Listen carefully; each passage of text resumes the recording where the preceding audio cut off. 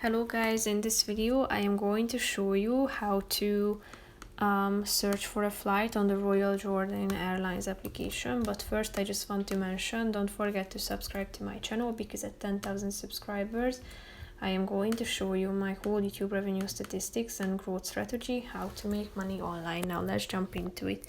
First of all, open the application on your phone. After that, you should tap on the home button down below and click on book now, or tap on the book flight button. Then select the type of trip at the top, round trip, one way or multi-city. Then select your departure point. After that, your destination. Select the travel dates, including your departure date and the return date.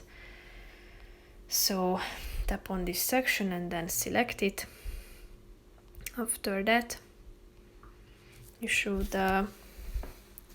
select the number of passengers and the class, and click on the search button down below to search for the available flights. And then if you have found the relevant one,